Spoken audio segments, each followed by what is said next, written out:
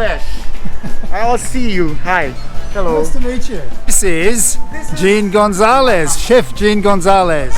Welcome to Cafe Ysabel and the Center for Asian Culinary Studies. This is our cooking school. Here is the restaurant, Yes. and this is an old. It's a century-old house. Probably, I would estimate 1911, 1912. Right.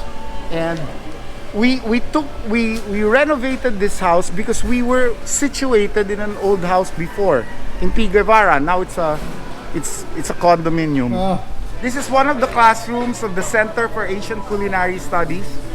And this is the MJD classroom where a lot of the more modern equipment is placed. Okay, the students are doing an Asian class. Basically, they're doing a pure Chinese class right now. Eventually, the students are going to be working and doing their internship in Cafe Ysabel. Oh, that's clever. After that, they leave and go off and take an externship. right. Okay. So, how long is the course that they're doing The here? course, this class is a 16-month course. It's a green cafe and a green school. We about 70% of what we grow here is all edible. We also have very few scraps because we turn our food scraps and we turn our food trimmings into compost. You can see lines and that's an American lemon. This is not a hybrid. It's a pure Labuyo chili. Labuyo chili.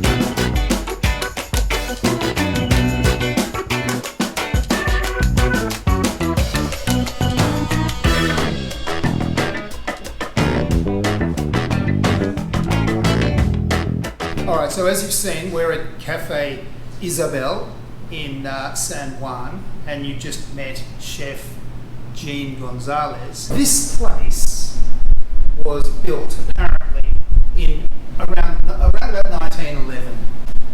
So it's about 110 years old, and it's an extraordinary example of architecture at that time. The interior decoration, or a lot of it, was brought over from the previous restaurant.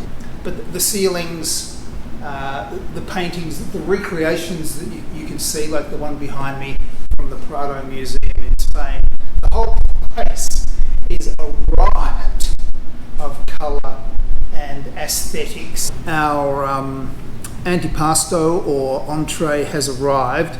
We have this freshly baked ciabatta bread, and we have this incredible extra virgin olive oil with a balsamic vinegar instead of butter.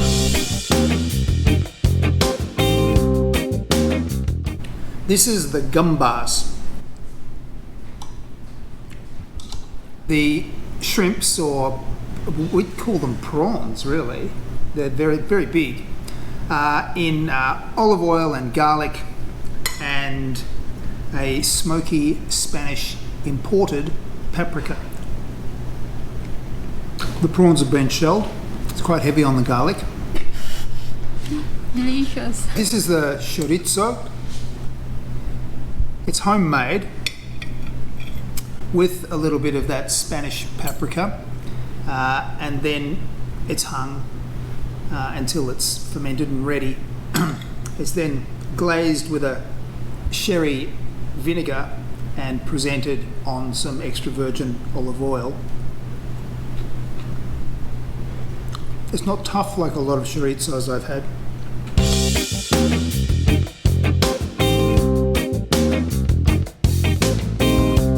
So this is the sopa Ysabel. So it's the soup Ysabel. It's a seafood soup base that's been thickened with saffron and actually contains big chunks of seafood. So I'll just have to taste it. Oh, it's a real flavour bomb. It's a bisque or a chowder, seafood chowder. Chef Gene has invited us into the kitchen to see the last bits of preparation being put to the larger courses for our tasting. Here we go. Hi, welcome to our Here's the paella crusting right now. We're using a heavy skillet so that we can slowly develop the sokarat or the rice crust. One of our best sellers is the pasta Ysabel. And this is a signature dish. We saute the seafood in olive oil and butter. And you have a lot of mixed seafood there. Put some bechamel, a little wine. And that's it. Very simple, very straightforward recipe.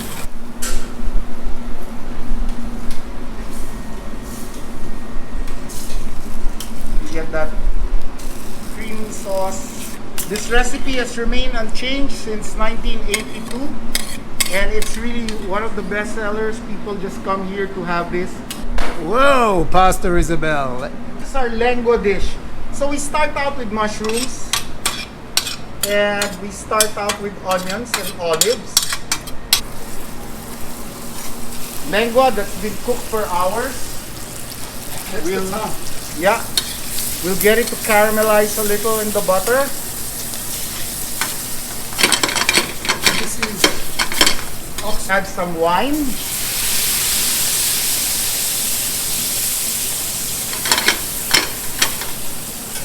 Okay. And we add some cream sauce. Ito ba yung brown? Ha? Okay. And we add some brown sauce to get that really developed flavor.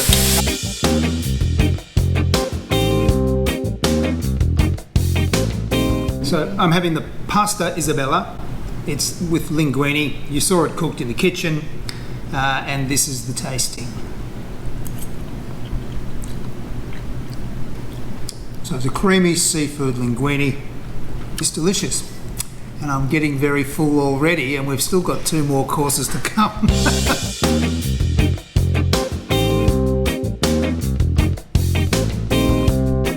So this is the Lingua Suripena, which is a town in Pampanga, which Chef Gene has named this dish after.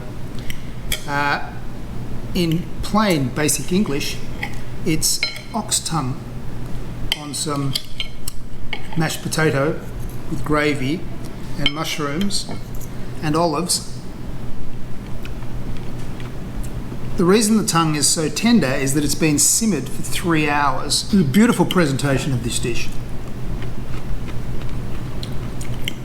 The mushrooms complement it very nicely.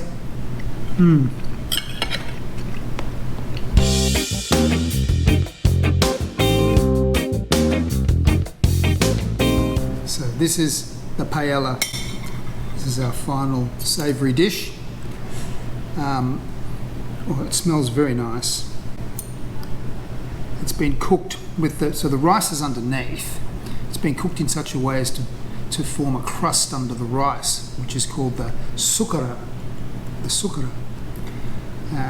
There's chorizo as well.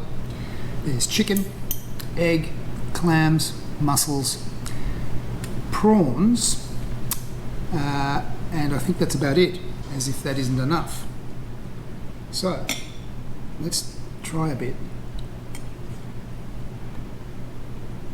I'm eating with the serving spoon. The rice is chewy, it's got a crust. All the flavours of the seafood and the chorizo and the chicken and everything else is mixed in with the rice. There's a big chunk of chorizo there. Oh, beautiful. So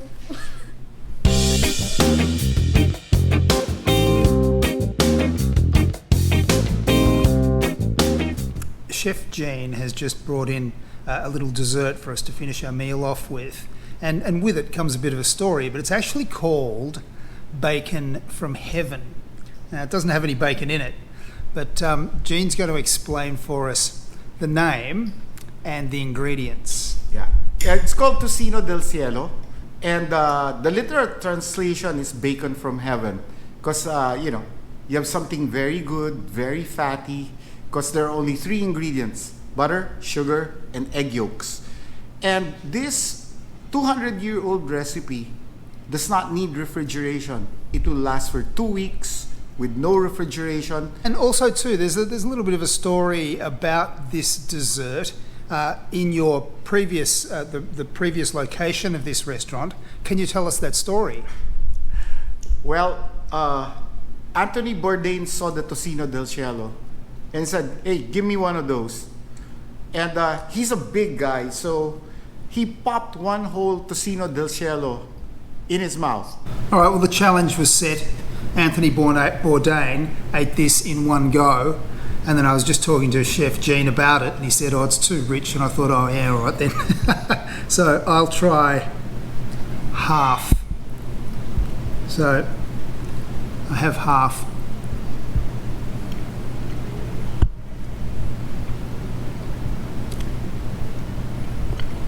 Oh, it's very rich. It's almost toffee-like. This is a really good size. It is very rich. You wouldn't want to have any more than this. But I tell you what, it'd go very well with a cognac or a coffee. They've brought me a coffee so I can enjoy the last half of my bacon from heaven. And of course, it's not just a coffee. It couldn't just be a coffee. It's the beans are a blend of beans from Davao in the south all the way to Batangas in the north. In fact, beans from each one of the 3 main islands, Mindanao, Visayas and Luzon.